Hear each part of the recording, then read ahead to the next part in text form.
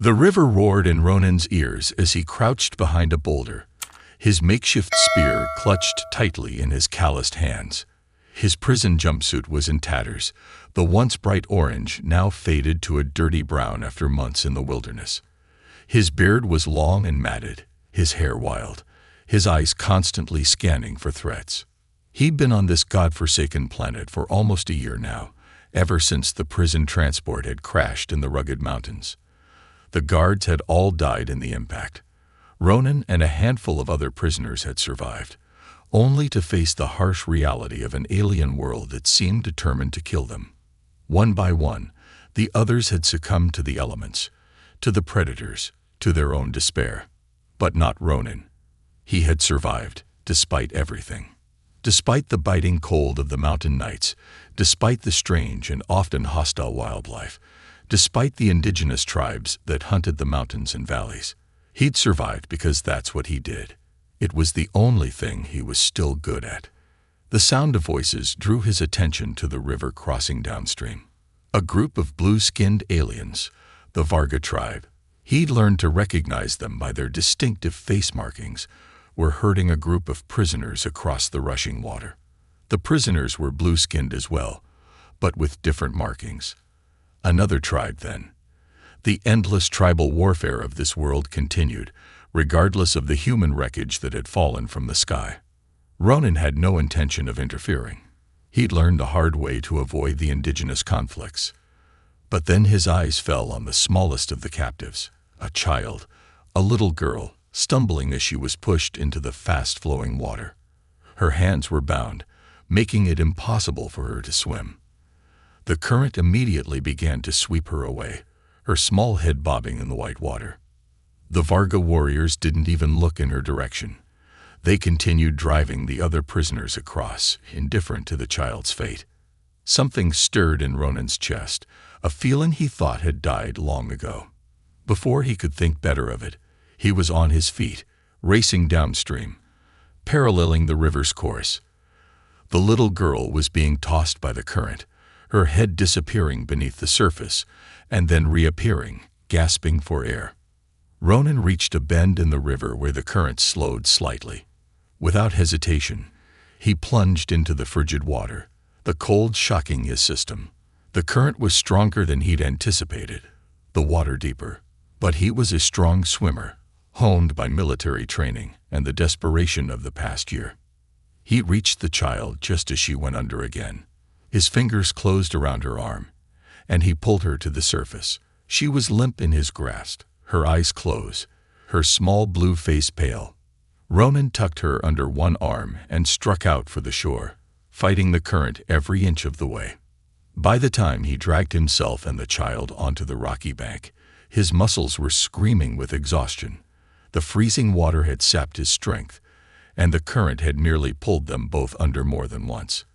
His lungs burned as he fought to catch his breath, the taste of the alien river bitter on his tongue. He collapsed beside her, chest heaving, and then rolled her onto her side. Water spilled from her mouth, and after a moment, she coughed weakly. Her small blue body convulsed as she expelled more water, her delicate fingers clawing at the rocky shore. When she finally drew a shuddering breath, Ronan felt a surge of relief that surprised him with its intensity. She was alive. Against all odds, they both were. Ronan sat back on his heels, suddenly aware of what he'd done. He'd exposed himself, risked his life. For what? An alien child who would probably die anyway in this harsh world. What was he thinking? But as the little girl's eyes fluttered open, revealing startling yellow irises, Ronan knew he couldn't leave her. Those eyes held a spark of fierce determination that reminded him of someone he used to be, long ago, before the military, before the court-martial, before the prison transport. He gathered the child in his arms and headed for the cave he'd been using as shelter. She weighed almost nothing, her small body shivering uncontrollably against his chest.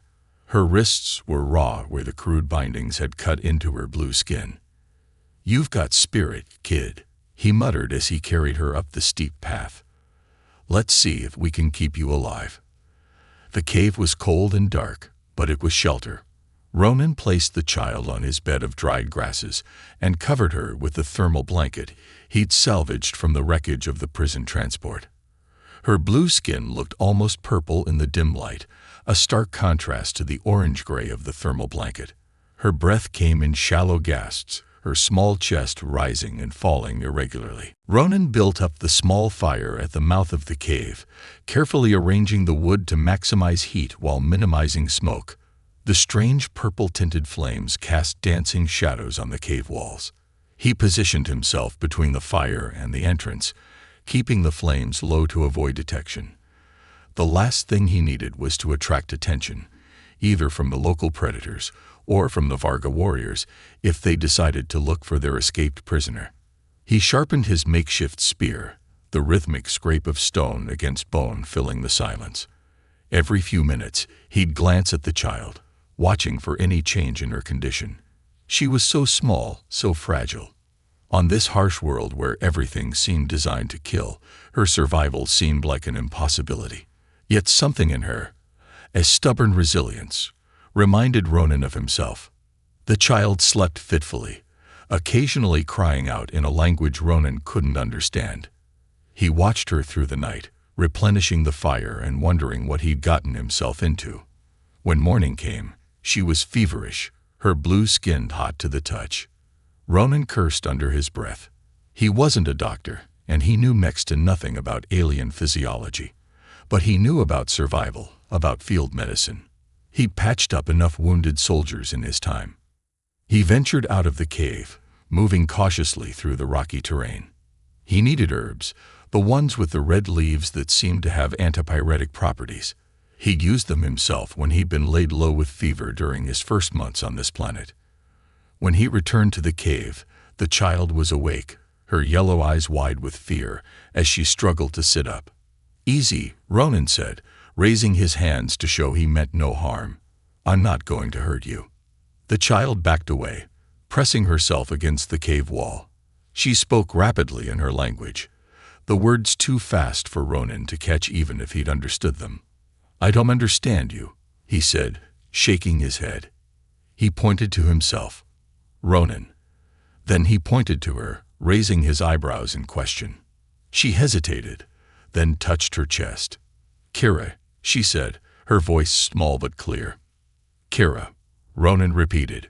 "Well, Kira, you're sick, and I'm going to try to help you. Understand?" She watched him warily as he crushed the red leaves and mixed them with water. When he offered her the crude medicine, she sniffed it suspiciously before taking a small sip.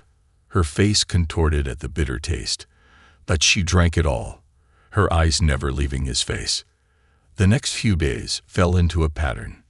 Ronan would forage for food and medicinal plants, prepare simple meals, and tend to Kira's fever. She remained cautious but gradually became less fearful. By the end of the week, her fever had broken, and she was sitting up, watching Ronan with curious eyes as he sharpened his makeshift weapons. Communication was a challenge. Ronan picked up a few words of her language, and she seemed to grasp some of his, but they relied heavily on gestures and expressions. Despite the language barrier, Ronan found himself growing attached to the child. Her resilience, her quick mind, her determined attempts to help with the daily tasks of survival, all reminded him of the values he'd once held dear, before cynicism and bitterness had consumed him. One evening, as they sat by the fire eating a stew made from a rabbit-like creature Ronan had trapped, Kira pointed to his prison jumpsuit and spoke a word he didn't recognize. "What?" he asked, pointing to the tattered uniform. She repeated the word, then made a series of gestures that suggested chains or restraints. Ronan understood. She was asking if he was a prisoner. He nodded slowly. "Yes," he said. "I was a prisoner." He pointed to the sky. "I came from up there, another world." Kira's eyes widened, and she pointed upward as well, speaking excitedly. Ronan gathered she was asking if he was a sky spirit or something similar. He shook his head. "No, not a spirit. Just a man. A soldier." He pantomimed holding a weapon, standing at attention. I was a soldier who disobeyed orders. Bad orders. He mined someone giving commands, then himself shaking his head. Kira seemed to understand. She touched his arm, her small blue fingers surprisingly warm against his skin, and spoke softly. The words were foreign, but the tone was unmistakable. Sympathy, perhaps even respect. As the days turned into weeks, and the weeks into months, Kira's presence transformed Ronan's solitary existence. Where once there had been only the desperate struggle to survive another day, now there was purpose, even moments of joy. He found himself teaching her not just how to survive in the wilderness, but how to thrive. He showed her how to track animals, reading the subtle signs they left behind. A bent blade of grass, a tuft of fur caught on thorns, the distinctive pattern of footprints in soft earth. He taught her how to set traps, using the tension of bent saplings and the natural materials around them. Her small blue hands were nimble, more dexterous than his own, and soon she was crafting snares that were more effective than his. She had a natural talent for finding edible plants, her yellow eyes spotting the subtle differences between nutritious roots and poisonous lookalikes. When she was strong enough, he began teaching her how to defend herself. They started with simple evasive movements, then progressed to basic strikes and blocks. He fashioned a practice spear for her, sized to her proportions, and showed her how to use it both defensively and offensively. The spear gives you reach, he explained, demonstrating a thrust that stopped just short of a tree trunk they were using as a target. Against a larger opponent, never let them get close enough to grapple with you. Kira nodded, her face serious as she mimicked his stance, her feet planted firmly, her grip on the practice spear correct, but still somewhat tentative. Now, Ronan continued, if they do get past your spear. He moved suddenly, knocking her practice spear aside and closing the distance between them. What do you do? Without hesitation, Kira dropped to the ground, rolling away from him and coming back to her feet with a smooth motion that Ronan had drilled into her over countless practice sessions. She had her small knife, more a sharpened stone than a proper blade, in her hand, held in the reverse grip he taught her for close combat. Ronan grinned, a rare expression that transformed his weathered face. Good. Very good. Always be aware of your surroundings, he told her as they moved through the forest, her small feet carefully placed to minimize noise. Notice the way the birds fall silent when a predator is near. Feel the direction of the wind, so your scent doesn't give you away. Kira absorbed his lessons eagerly, her quick mind and natural agility making her an apt pupil. By the time a year had passed, she was helping with the hunting, setting her own snares, even crafting simple tools from bone and stone. Their communication improved as well. Ronan learned more of her language, and she picked up enough of his that they could have simple conversations. It was during one of these exchanges that Ronan learned about Kira's people, the Azuri tribe, skilled warriors who lived in the valleys beyond the eastern mountains. Father, Kira said, pointing to herself, and then making a sweeping gesture toward the east. Chief. Ronan's heart sank. She wasn't just any child. She was the daughter of a tribal chief. A child of importance, a child who was missed, a child who should be returned to her people. But the thought of parting with Kira, of returning to his solitary existence, was more painful than he'd expected. She had become not just his companion but his purpose, teaching her, protecting her, watching her grow stronger and more confident. These things had given meaning to his days. Still, he knew what he had to do. The right thing, the honorable thing. The kind of thing that the old Ronan, the soldier who had stood against illegal orders, would have done without hesitation. Kira, he said, pointing to the east. Home. We will go to your home. Her yellow eyes lit up with hope, but then darkened with concern. She gestured to the terrain between them and the eastern mountains, then made a slashing motion across her throat. The meaning was clear. The journey would be dangerous, potentially deadly. Ronan nodded grimly. Yes, dangerous. But we will go. Together. That night, as Kira slept peacefully by the fire, Ronan began preparations for their journey. He fashioned a small bow for her, sized to her proportions, and a quiver of arrows. He crafted a bone knife with a handle wrapped in the tanned hide of a forest creature. He packed dried meat, medicinal herbs, the precious thermal blanket. The journey began at dawn. Ronan had mapped out a route that would take them through the mountains rather than around them, avoiding the territories most heavily patrolled by the Varga. It would be a harder path, but a safer one. Kira was quiet as they left the cave that had been their home for the past year. She carried her new weapons proudly, her small frame straight and tall despite the weight of the pack Ronan had prepared for her. She had grown in the year since he pulled her from the river, not just physically, but in confidence and skill. "Stay close," Ronan told her as they entered the dense forest that covered the lower slopes of the mountains. "Remember what I taught you about moving quietly." The first day passed without incident. They made good progress, climbing steadily through the forest until they reached a plateau where the trees thinned out.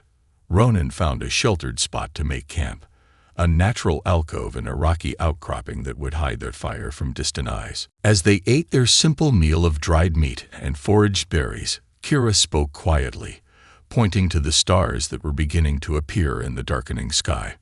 "My people," she said in her limited but improving grasp of Ronan's language, "say stars are spirits of warriors." Ronan looked up at the unfamiliar constellations. The night sky on this planet was both strange and beautiful, with swirls of cosmic dust visible to the naked eye, creating ribbons of purple and blue among the stars. "My people have similar stories," he replied. "They say the bravest warriors become stars when they die." Kira nodded sagely. "You will be bright stars someday." Ronan smiled, a rare expression that softened the hard lines of his face. "Not for a long time, I hope." Kira's answering smile faded quickly. "Varga killed many Azuri. Maybe my father." She trailed off, unable to complete the thought. Ronan reached out and squeezed her shoulder gently. "Your father is a chief, a warrior. He survived, and he will be very happy to see you." The journey grew more challenging as they ascended higher into the mountains. The air thinned, the temperature dropped, and the terrain became treacherous. Narrow paths wound along sheer cliffs, where a single misstep could mean death. Ronan went first, testing each foothold, reaching back to help Kira when the way was particularly difficult. On the third day, as they traversed a rocky slope, a loose stone gave way beneath Kira's foot. She slipped, a small cry escaping her lips as she began to slide toward the edge of the cliff. Ronan reacted instantly, throwing himself down and catching her wrist just as she went over the edge. For a heart-stopping moment, she dangled in space, her yellow eyes wide with terror. Ronan's muscles strained as he held her, his other hand gripping a jutting rock for stability. "Hold on," he grunted, his voice tight with effort. "I got you." Slowly, painfully, he pulled her back up onto the path. They collapsed together on the narrow ledge, breathing hard, Kira's small body trembling against his. "Thank you," she whispered when she had caught her breath. "You saved me. Again." Ronan nodded, his heart still racing. "That's what we do. We save each other." After that close call, they proceeded with even more caution. Ronan fashioned a rope from the tough, fibrous vines that grew on the mountainside, tying Kira to himself when they had to cross particularly dangerous sections. On the fifth day, they crested a ridge and beheld a breathtaking view. A vast valley spread out below them, verdant and lush compared to the stark mountains. A river, perhaps the same one from which Ronan had rescued Kira, wound through the valley like a silver ribbon. The twin suns of this alien world were setting, one already dipping below the horizon, the other casting long shadows across the landscape. The sky was a riot of colors, deep purples and fiery oranges blending into stripes of blue-green that had no equivalent in Earth's skies. The valley floor was a patchwork of different ecosystems. To the north, grasslands stretched to the horizon, the tall stalks swaying in the evening breeze like a golden sea. Clusters of bizarre tree-like plants dotted the plains, their spiral trunks supporting umbrella-shaped canopies. To the south, dense forests of blue-leaf trees covered the undulating terrain, broken occasionally by clearings or rocky outcroppings. Ronan could make out the smoke from several settlements, thin columns rising into the still air, marking the locations of villages or encampments. Most were concentrated in the northern sector of the valley. Varga territory, Kira said, pointing to the northern part of the valley where most of the smoke columns rose. Then she pointed to the eastern reaches, where the valley narrowed and entered another range of mountains. Azuri there, beyond far mountains. She spoke with certainty, but Ronan could detect the slight tremor in her voice. For all her confidence, this was still a perilous journey into the unknown. She had been a child when the Varga had taken her, and her memories of the geography might not be entirely reliable. But it was the only lead they had, the only direction that offered any hope of reuniting her with her people. Ronan studied the terrain, planning their route. They would need to descend into the valley and cross it, avoiding Varga patrols. Then they would need to navigate the eastern mountains to reach the Azuri territory. "We'll rest here tonight," he decided. "Start down at first light."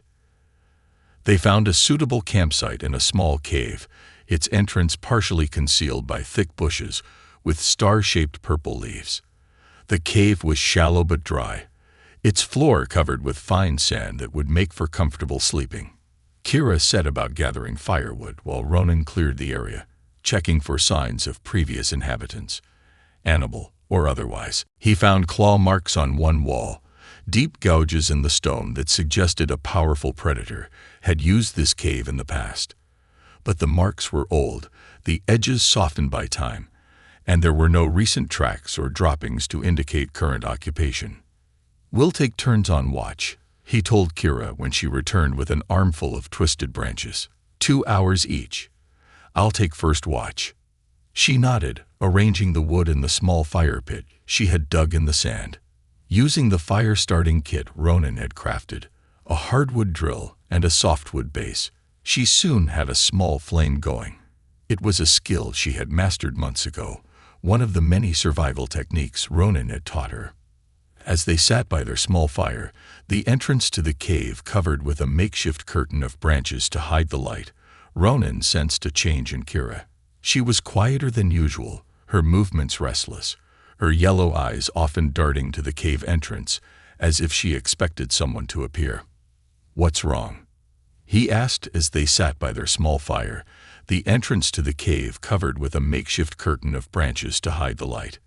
Kira poked at the fire with a stick, not meeting his eyes. "What happened when we reach Azuri? You stay?" "I don't know," he admitted. "That will be up to your father, your people.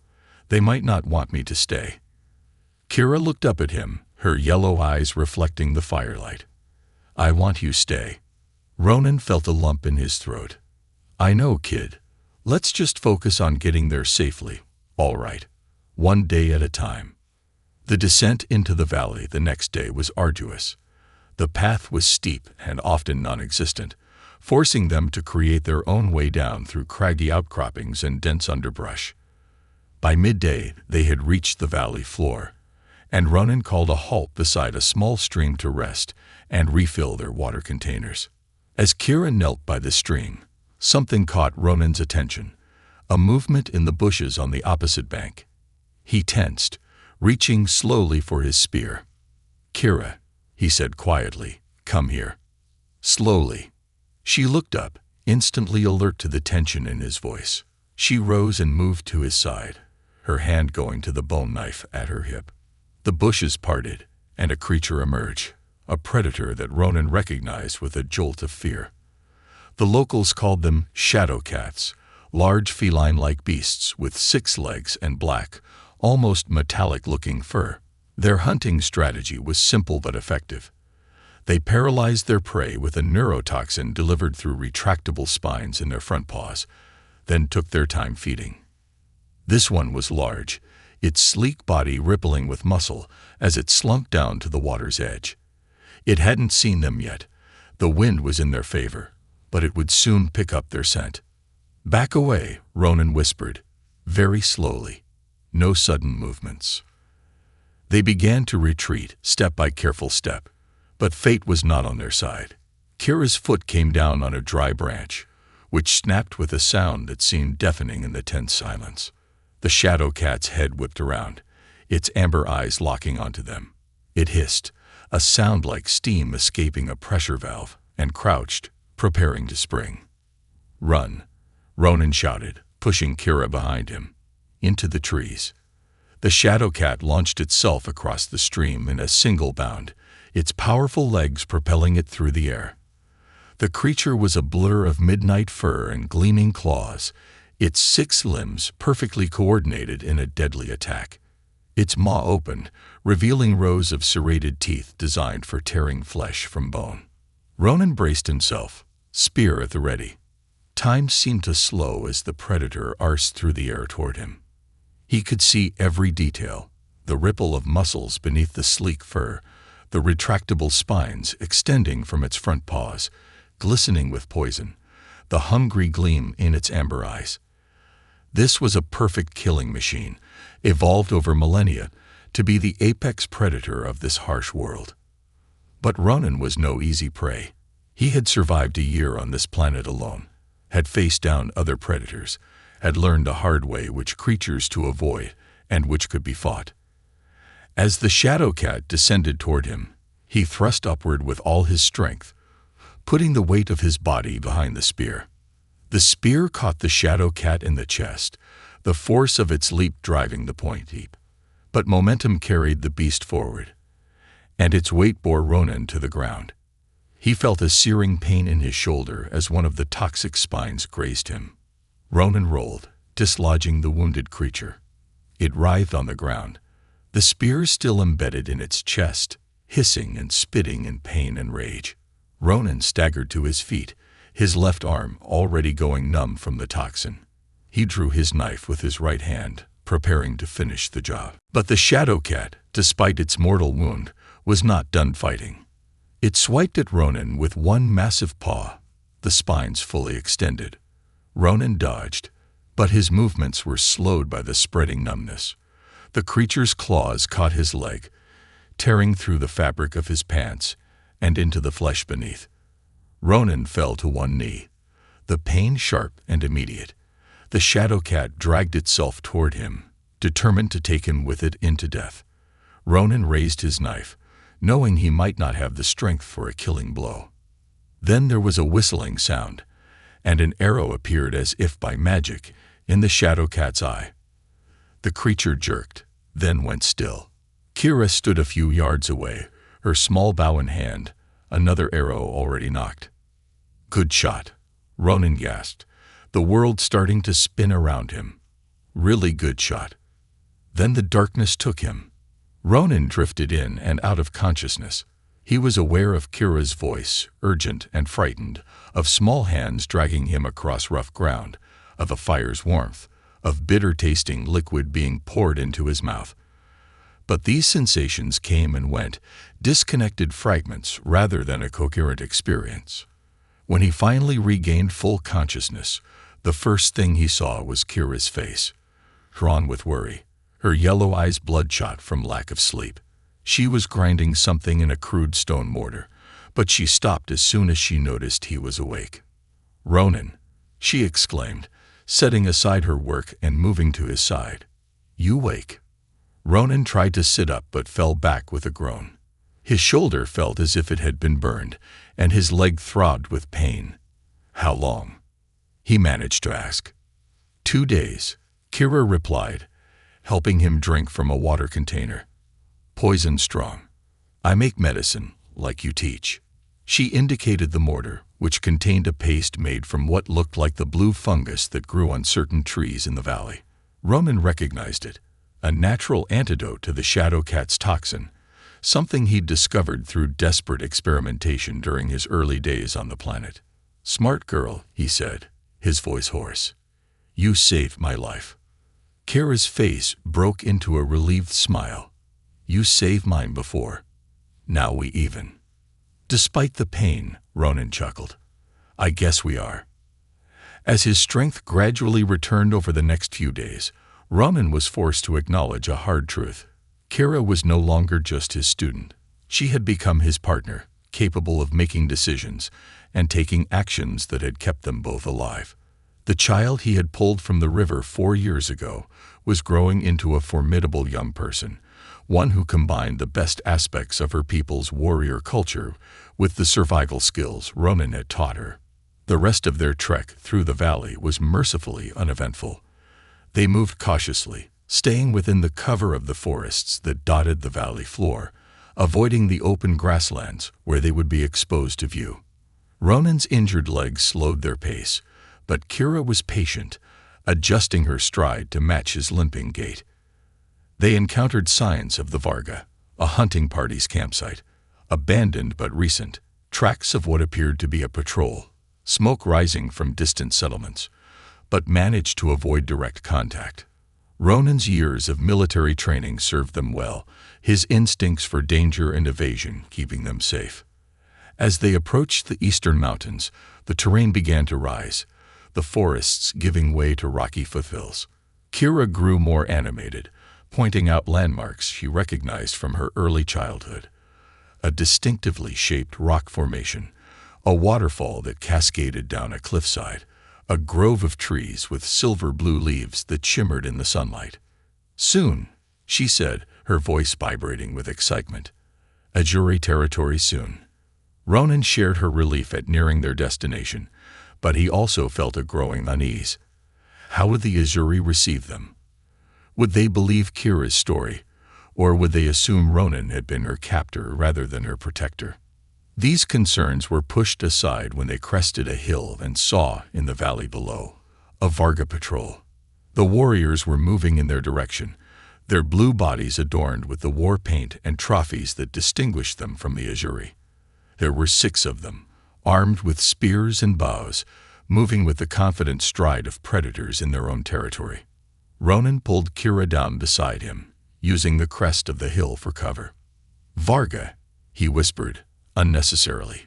"We need to go around them." Kira studied the patrol, her yellow eyes narrowed. "Too late," she said. "They see us." She pointed to one of the warriors, who was gesturing in their direction and speaking urgently to his companions. Ronan cursed under his breath.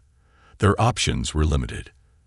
They could try to run, but with his injured leg, Ronan doubted they could outpace the Varga warriors. They could try to hide, but in this terrain, with the warriors already alerted to their presence, concealment would be difficult.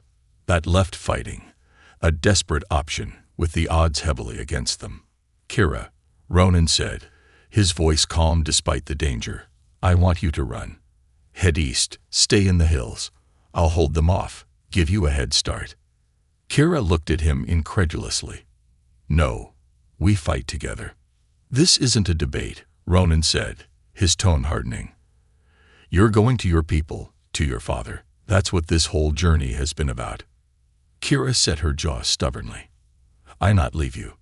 The Varga were moving uphill now, spreading out to approach from multiple angles.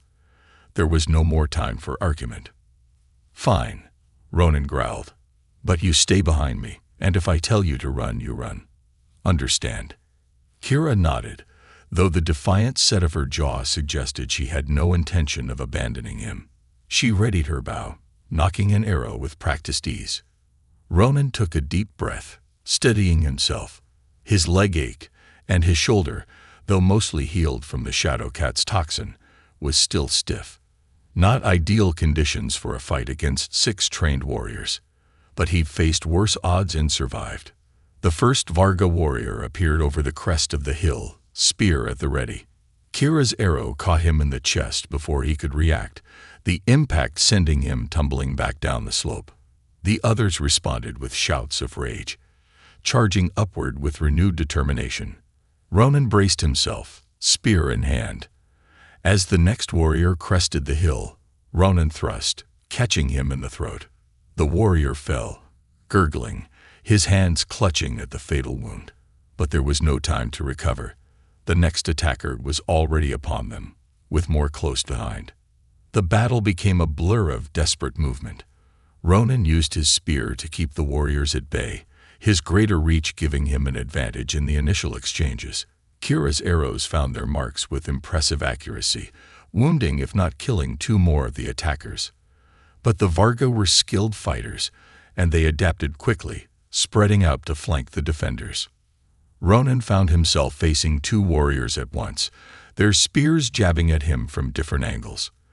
They worked in tandem, one attacking high while the other aimed for his legs, forcing him to defend on multiple fronts. Their blue faces were contorted with battle rage, yellow eyes gleaming with the anticipation of a kill. He parried one thrust with the shaft of his spear, the impact sending vibrations up his arms. He pivoted, using the momentum to dodge the second attack, the enemy spear missing his abdomen by inches. The warriors were skilled, their movements fluid and practiced. These were no raw recruits but seasoned fighters who had faced many battles. Ronan countered with a sweep of his spear, forcing one warrior to jump back. He followed with a thrust toward the second, who barely managed to deflect the blow with his own weapon. For a moment, Ronan had them on the defensive, his greater reach and military training giving him an edge despite being outnumbered. But his injured leg betrayed him. As he stepped forward to press his advantage, a sharp pain shot through his thigh. The wounded muscle spasmed, and he stumbled, his stance faltering. One of the Vargas seized the opportunity, driving his spear toward Ronan's exposed side with a triumphant snarl. The blow never landed. Kira had abandoned her bow for her knife, and she darted in with startling speed, slashing at the warrior's arm. The Varga howled in pain, his spear falling from suddenly nerveless fingers. Kira followed up with a thrust to his abdomen, a move Ronan had taught her, targeting the soft spot just below the ribs. The warrior collapsed, his cry cut short. But the momentary victory came at a cost. The second warrior swung his spear like a club, catching Kira across the shoulders and sending her sprawling. Ronan roared with fury, driving forward despite the pain in his leg. His spear took the warrior in the chest, the force of the impact driving him backward off the hilltop. Ronan turned to check on Kira, who was struggling to her feet, shaken but apparently uninjured. The remaining Varga, now just 2, were regrouping at the base of the hill, clearly reassessing their approach. "We need to move," Ronan said, retrieving Kira's bow and handing it to her. "They'll be back, probably with reinforcements." They retreated eastward, staying in the hills where the terrain offered some protection. Ronan's leg was bleeding again. The wound reopened during the fight, but he pushed through the pain. They needed distance between themselves and the Varga, and they needed it quickly. "The Varga will be hunting for us now," Ronan warned as they pushed through a thicket of thorny bushes. "We've killed 4 of their warriors. They won't let that pass." Kira nodded grimly. She had blood on her face, not her own, and her eyes were hard with the aftermath of battle. In that moment, she looked older than her years, a warrior forged in the crucible of survival. "We move at night," she suggested. "Hide during day." Ronan nodded. "Good thinking. We'll find a place to rest until dark, then push on." They found a hidden ravine, its steep sides providing natural protection, and settled in to wait for nightfall. Kira insisted on examining Ronan's leg, cleaning the wound with water from their dwindling supply and binding it with strips torn from her own clothing.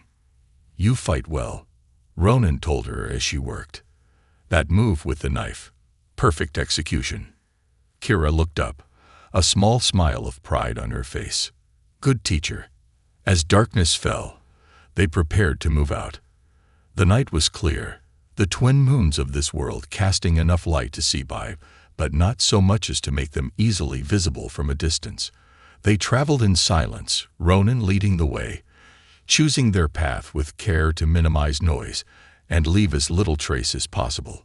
They walked through the night, stopping only when Ronan's leg finally gave out and he collapsed, his face gray with exhaustion and pain. Dawn was breaking, a faint lavender glow on the eastern horizon. They had made good progress, but Ronan knew they needed to find shelter before full daylight exposed them to any pursuing Varga. Kira scouted ahead, moving with the stealth Ronan had taught her, and returned with news of a small cave set into a hillside, partially hidden by a rockfall. It would serve as their shelter for the day. As they rested, taking turns standing watch, Ronan assessed their situation. They were close to Azuri lands now, perhaps just a day's journey away, according to Kira. But his leg was in bad shape, the wound inflamed despite Kira's care. Fever was beginning to set in, a dangerous complication in their already precarious circumstances. By the time night fell again, Ronan knew he was in trouble. The fever had worsened, and he could barely put weight on his injured leg. He considered telling Kira to go on without him, to make the final push to her people's territory alone. But he knew she would refuse, and he wasn't sure she could find her way safely without him, especially with Varga patrols likely still searching for them. They set out again, Ronan leaning heavily on a staff of wood that Kira had found and stripped of branches. Their pace was painfully slow, but they pushed on, driven by the knowledge that safety lay just ahead. By midday, they reached a ridge overlooking a wide valley. Unlike the Varga territory, this valley was dotted with structured settlements, circular arrangements of domed dwellings, fields of cultivated crops, paths connecting the various communities. People moved about in the distance, their blue skin distinctive against the greenery. Azuri, Kira breathed, her voice filled with wonder and nostalgia. My people. They descended into the valley, Ronan leaning heavily on his staff, his leg barely supporting his weight. Kira stayed close to his side, her yellow eyes scanning constantly for danger. They followed a stream that wound down from the hills, figuring it would lead to one of the settlements. They were within sight of the nearest village when they were spotted. A sentry, positioned on a raised platform at the village's edge, called out an alarm. Within moments, a group of warriors emerged, moving swiftly to intercept the strangers. Stay calm, Ronan advised Kira, though he could feel her trembling with excitement and nervousness beside him. Let them approach, no sudden movements. The Azuri warriors surrounded them, spears leveled, faces stern. They were similar to the Varga in appearance, with blue skin and yellow eyes, but their facial markings were different, more elaborate, with swirling patterns that extended from their foreheads down to their necks. One of the warriors, who wore additional decorations that suggested a position of authority, addressed them in the Azuri language. Kira responded hesitantly, her words halting after years of disuse. The warrior's eyes widened, and he stepped closer, studying her face intently. Ronan tensed, ready to defend Kira if necessary, but the warrior's next action took him by surprise. The Azuri dropped to one knee, bowing his head. The others followed suit, their weapons lowered. Kira turned to Ronan, her face radiant with joy. They recognize me, she said. They say I am Kira, daughter of Chief Azor, returned from the dead. The warriors escorted them to the village, maintaining a respectful distance. Word of their arrival spread quickly, and by the time they reached the central clearing, a crowd had gathered. The people murmured among themselves, pointing at Kira and then at Ronan, their expressions a mix of awe and suspicion. A large dwelling dominated the clearing, its entrance draped with colorful banners. From this structure emerged a tall, imposing figure, an Azuri male in his prime, his blue skin adorned with the most elaborate markings Ronan had yet seen. A headdress of feathers and bones crowned his head, and a cloak of some shimmering material hung from his shoulders. Chief Azor, Kira's father. The chief's eyes fixed on Kira, his expression frozen in disbelief. Kira stepped forward, her voice clear as she spoke in her native tongue. The chief raised a hand, silencing the murmurs, and responded with a question. Kira nodded and turned to Ronan. He asks if you are the one who saved me from the river. Ronan nodded wearily. Yes. Tell him I found you in the river, being swept away, after the Varga raided your people. Kira translated, and the chief's expression shifted, his yellow eyes narrowing as he studied Ronan with new intensity. He spoke again, his tone commanding. He wants proof, Kira said. Proof that you saved me, that you are not a Varga trick." Ronan thought for a moment, then reached into the pouch at his belt. He withdrew a small object, a carved figure made from a soft stone, something he had made for Kira during their first winter together. It represented a creature from one of the stories he had told her, a mythical beast from Earth's legends. He handed it to Kira. "Show him this. Tell him you've carried it since our first year together." Kira took the carving, her fingers tracing its familiar contours. She approached her father and presented it, speaking earnestly. The chief took the carving, examining it with a frown, then looked at his daughter with a question in his eyes. Kira continued speaking, her words flowing more naturally now as she recounted her story. The capture by the Varga, the attempted drowning, Ronan's rescue, the years spent in his care, the journey home. As she spoke, she demonstrated some of the fighting techniques Ronan had taught her, movements that were clearly not Azuri in origin. The blade pressed against Ronan's throat was cold and sharp, a stark reminder of his precarious situation. The tribal chief's blue-skinned face twisted with rage, his yellow eyes narrowing to slits as he leaned closer. "You dare bring my daughter back as if you are her savior. You, an outsider, a pink skin who reeks of deception." The chief's voice was a low growl that sent ripples of tension through the assembled warriors. Their blue skin glistened in the strange purple light of the twin suns setting beyond the mountain range. Ronan didn't flinch. He'd faced death too many times to fear it now. The years of hardship had stripped away his fear, leaving only a hollow resignation. He could feel the blood trickling down his neck where the blade had already broken skin. "Father, stop." The voice that cut through the tension was clear and commanding.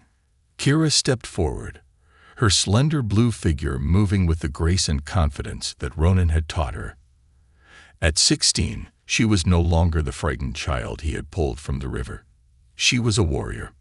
"This man did not kidnap me," she continued, her yellow eyes flashing with determination. "He saved me when the Varga raiders threw me into the river to drown. For 5 cycles, he has protected me, fed me, taught me to survive." She drew the bone knife Ronan had crafted for her from its sheath at her hip. "He taught me to fight."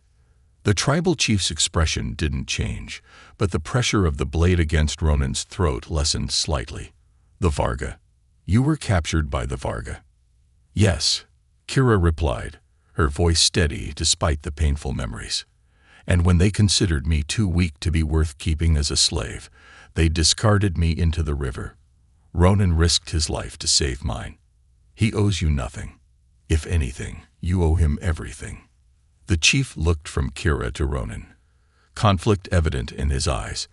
"How do I know this is not some deception? The Varga are cunning."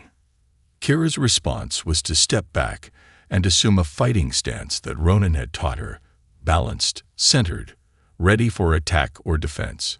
She performed a series of moves, a deadly dance that combined Ronan's military training with her natural grace and strength. It was a display not just of skill, but of the bond between teacher and student, of trust forged through shared survival. When she finished, she stood tall, her chest heaving slightly from the exertion. "Would a Varga trick teach me this? Would a deceiver spend years making me stronger, teaching me to survive, to fight? The Varga throw away those they consider weak. This man saved one they discarded and made her strong." The chief slowly lowered his blade from Ronan's throat. He studied the human's face, as if searching for the truth in his eyes. "If what my daughter says is true, then I owe you a debt that can never be repaid." Ronan met his gaze steadily. "I didn't do it for debt or gratitude. I did it because it was right." The chief nodded slowly, a new respect dawning in his eyes. He turned to the assembled warriors and spoke in a commanding voice. The tension in the air dissipated, replaced by a tentative acceptance. "My father says you are to be treated as an honored guest." Kira translated, her face alight with joy. "He has ordered a feast to celebrate my return, and to honor the one who saved me." That night, as the Azuri celebrated with music, dance, and food, Ronan watched from the sidelines, his leg properly treated by the tribe's healers, his fever receding under their expert care. Kira moved among her people, reuniting with family and friends, but she returned frequently to Ronan's side, as if to reassure herself that he was still there. Late in the evening, Chief Azor approached Ronan, sitting beside him with a dignity that commanded respect. He spoke, and Kira, never far from Ronan, translated. "My father says that among the Azuri there is a saying, 'The measure of a warrior is not in the enemies he kills, but in the lives he saves.' He says that by this measure you are a great warrior indeed." The chief continued speaking, his voice formal, almost ceremonial. Kira's eyes widened as she listened. When she turned to Ronan, her face was glowing with happiness. "He says you have not just returned his daughter, you have returned her stronger, wiser, a true warrior. He says the Azuri owe you a debt that can never be repaid." She paused, then added with barely contained excitement, "He invites you to stay with the Azuri, to become part of our tribe, to be my second father." Ronan stared at her, then at the chief, stunned by the offer. Acceptance, belonging, a place among these people, a purpose beyond mere survival. Things he had believed were forever beyond his reach. "Tell him," Ronan said, his voice rough with emotion. "Tell him I would be honored." And so Ronan found a new home among the Azuri. His skills as a warrior and survivor earned him respect, and his role as Kira's protector and teacher gave him a unique position within the tribe. The chief appointed him as an advisor, valuing his outsider's perspective and his knowledge of tactics and strategy. Kira continued to flourish, growing into a young woman who combined the best of both worlds, the honor and tradition of the Azuri, and the adaptability and resourcefulness Ronan had taught her. She became a bridge between Ronan and the tribe, helping him learn their language and customs, explaining his strange ways to her people. Years passed, and Ronan's past as a prisoner, a fugitive, a broken soldier, receded into memory. He found peace among the Azuri, a peace he had never known on Earth or during his solitary years in the wilderness. He found purpose in teaching, in protecting, in building rather than destroying. And in Kira, he found something he had never expected to find on this alien world, or indeed anywhere in the universe: family.